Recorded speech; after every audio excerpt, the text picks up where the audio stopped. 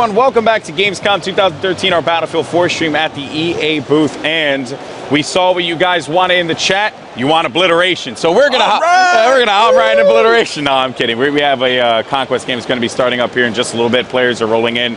We saw it. You guys can stop typing Conquest in the chat now. We get it. We understand.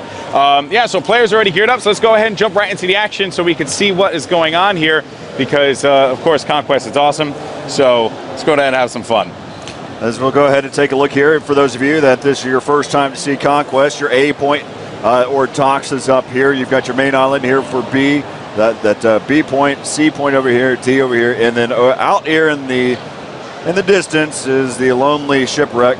We spoke about E. You and I had like this discussion about E, and I'm like all infantry, man. And I know you like to use that boat, but how can you cap E? Do you have to be on E to capture it, or can I sail around on a boat or float around on a boat or my jet ski? That's actually an interesting point. So you can be close to it. You don't actually have to be on it. So one of the things too to bring up that I pulled off is, so the A dockyard point is actually accessible right here. So if I was in the water right here, I could actually cap this point. And so one of the things that I was doing is I was actually going under the water. I was diving in under the water, and I was watching that start to be able to take over that point. Yeah. And then once I started to see that how long I was starting to get hurt, I popped back up, and then right whenever I kind of reclaimed yourself, I went back under. And nice. then I basically took that point by staying under the water the entire time. So that's just, again, another feature to add in to the meta game for Battlefield 4. Yeah, I like to mainly stay on the islands. I've really not had many battles on E, and there you can actually see some jet gameplay. And this is the Russian jet, if I'm correct. We'll take a look here at the third person. Yes, this is. He calls it his transport vehicle. Yeah. Not using it as an effective tool. See, I'm not a fan of that, man. Like, I get that you want to go after the objective. I get that you want to try and capture it, but man, you're in a jet. You're in one of the most powerful tools in the game. Stay in it and destroy some people. But maybe he's not that well equipped with the jet. But when you're going out there all by yourself, I don't know. That irks me. That irks me, dude. Well, now, Alpha 21, you irk me, bro. Now that makes sense why the community wants two-person jets, and so they can transport two people in a jet so they can get to those locations quicker. Yeah, and again, it's cool. I get the reasoning behind it, but the jet itself. Yeah, but the jet itself, again, we see more jet gameplay here. Awesome. It's a tool of destruction. You have the Su-50 here. This is the Russian jet. And if I'm correct, the American jet is the F-22 Raptor. That is correct. Which a bunch of people have been asking about that, and just wanted to let you guys know that yes, the F-22 Raptor is, in fact, in the game. And I can only imagine that it's awesome. So we're taking a look here at this perspective. Do you have a camo on the jet, by the way? No, I do not believe. No Eastern Turtle? No Eastern Turtle, no Firefighter, no PLA. Oh, he actually does. I take that back. He does. I just haven't seen this one yet. It's actually pretty sweet. Yeah, for the jet, it looks pretty nice. It's awesome. Yeah, the fact that you can put the camos on the vehicles, it's awesome. I love that, man, because you can just fly around the sky in an orange jet. It's like, yeah, buddy, I don't care. Find me. Just fight me, bro. It's awesome. And I know a lot of people in the chat were agreeing with me. Y'all are awesome. That's right. So more jet gameplay here. He's not really going after anything, though. Actually, there is going to be that AC-130 in the air, so it seems like he's going to go after that. Want to tell a tale here of awesomeness on my end. I was able to destroy an AC-130 with my IGLA. I felt amazing. You stayed locked on, huh? I was there, man. I was like, like for as long as I possibly could. I had like I hit him 3 times with the IGLA. I had to pace you were impressing me though, watching you with the IGLA too. Whenever you were tracking one of a very agile helicopter that was flying around. I mean, he was in a little bird. He was just moving around. Yeah. And you're able to stay locked on. And you picked him off pretty good. So again, the IGLA is very effective.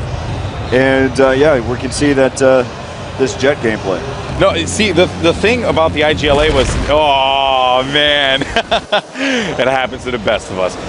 So the IGLA, right? Someone on Twitter, actually, one of the a member of the Battlefield community, reached out to me and was like, "Do you know anything about the IGLA?" Right? And I was like calling it the Igla or whatever, and I still call it the Igla because it's funny, but.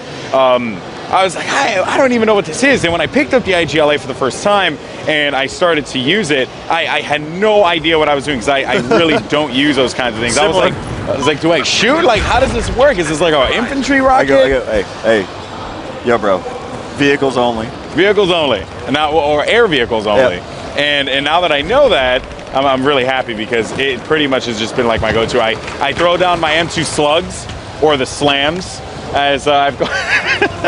I throw down the M2 slams, you know, to take care of tanks, and then I use the IGLA to take care of anything in the air. Works out pretty well for me. And the thing about Paracel Storm though is that you're going to want to carry a launcher that deals mainly with anti-air, because I feel like I haven't had many opportunities to go after boats yet, and there's only like 1 or 2 tanks on this map, so it's not that effective. But I can only imagine on Siege of Shanghai how awesome the slams would be, just throwing them down all over the place and just taking care of business with that. Yeah, one of the other things that we have been looking at is the mortar. I won't lie, I am not entirely sure on how it functions. You need basically a tutorial. Yeah. Of how to properly use. I actually, every time I use the mortar, I almost end up taking out myself.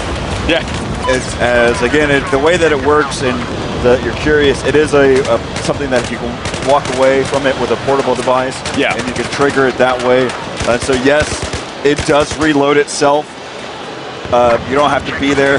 Yeah. So it's interesting. Yeah. But I didn't see how the camera worked. Like, I mean, to be able to hit the targets.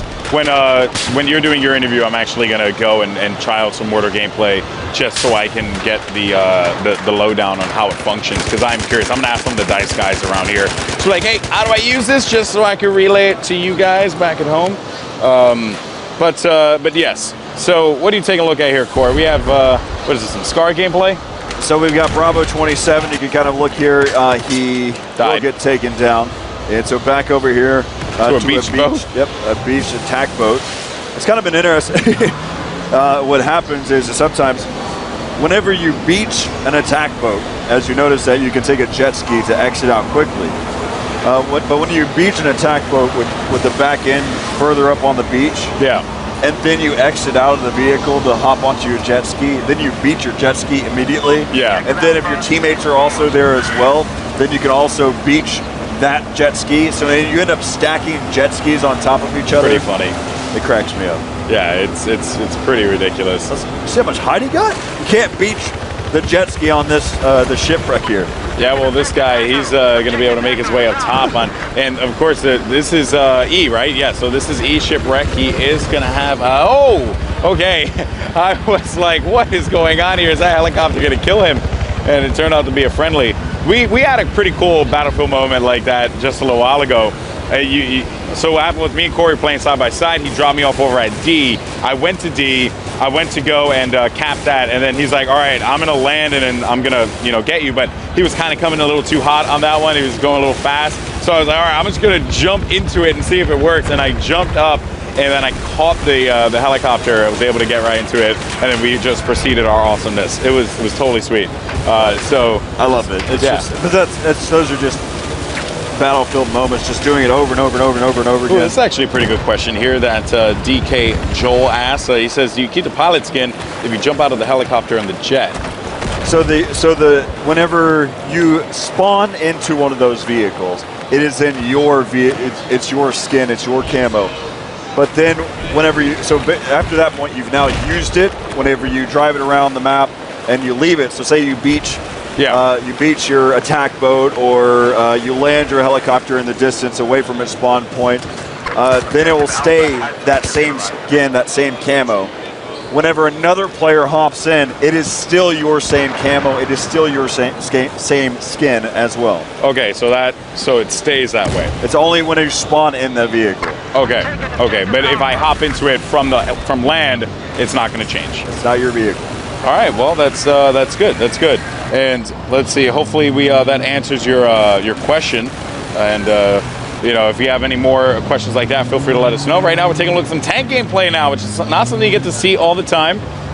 This is a little anti-air. Yeah, this is the Chinese tank, if I'm correct. Yeah, this is going to be the Tunguska, which I have now learned the pronunciation of, and I'm really happy about. You've done so well. I'm just trying for the battlefield, people. And one of the things is that he's actually just using it to just gun down players instead of using it for anything that's in the air. Let's go take a look and see if there is anything in the air. It looks like there isn't. We see a gunship here. We also see drones, a UAV scan that's happening around the sea point. Yeah, and I want to talk about the UAV scans. Someone like earlier in the day had asked me if if you could shoot down the UAV with like anti-air explosives. I have not been able to. I could be doing it wrong, but I have not been able to. Have you been able to shoot down UAVs? I don't believe so. They fly pretty high. I don't think that you can actually shoot them down. I think they're just there. They're little drones. They actually clip around as well, so they're on a cycle. They're not real. I don't believe they're actually there per se. They're visual, but I don't believe they're physical. Yeah. So there we go. Some clarification, I hope, in regards to that, indeed. And I'm going to go ahead and look at my Twitter, make sure I'm not missing anything on there, too, any new questions that you guys may have. In regards to the game, what's going on screen right now, we are going to have another interview coming up here in a little bit, too. So don't go anywhere. We're going to actually be talking about the map design and whatnot in a little bit. So hopefully that is something that you guys are interested in. Now, hopping on board here to, what is this? What do we got here? What player is this? This is actually Alpha 22. He's going to be tearing it up here as his gun is equipped with some attachments. I'm loving it. What's he using here? The 338 Recon with a tri-beam laser standard barrel. And a JGM4, a 4x scope. I don't know about that beam laser on that. I would definitely do a straight pull, so that way you can sit there and just reload while you're scoped in. I actually learned something here. Oh, he's got the bipod. Oh, okay, I didn't see that. So one of the things that I thought was interesting is you have the capability, whenever you have the straight pull, to always stay scoped in. So you'll see basically another bullet get loaded into the chamber from there. Normally what you have to do is you have to unscope, cock it, and then go right back to scoping in. With the straight pull, you can always scope in, so you can shoot as many shots as you need to. For me, I need 5 or 6 just to kill one enemy. Yeah, and not really. It's something I should say. Yeah, that's not the case. I usually headshot. Yeah, well, I do want to point out that the guy we were just watching, he kept on missing, man. You got to go over there and give him some lessons, Corey. If I miss my first shot, I usually miss 3 or 4 to follow. But that's if I miss my first shot. Yeah, makes sense. Makes sense. Let's take a look here and see what other players that we can find here that you want to follow. So we've seen some recon, we've seen some assault. We've definitely seen a lot of assault. Let's hop on board here with one of these engineers. He's going to get taken out. Now back over to a support player. Always got to see the support guys, but he probably has not spawned in yet. So we'll hop on with this support player. Now we've seen Bravo 27 before. Let's take a look here and see Bravo 25. Let's see exactly what he's got. Bravo 25, okay. He's actually using a P90 if I'm correct. P90, no attachments. Doesn't seem like he has, he only has standard barrel iron sights on that one.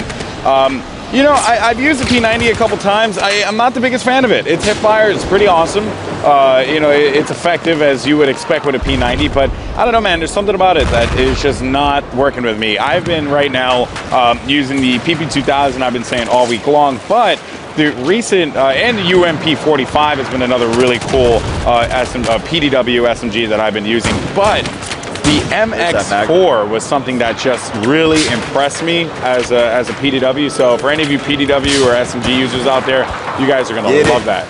Do it. Those are my dog tags. Nice. He rips them off there. So Bravo 25, showing to be an effective player, understanding the way that this game truly works here.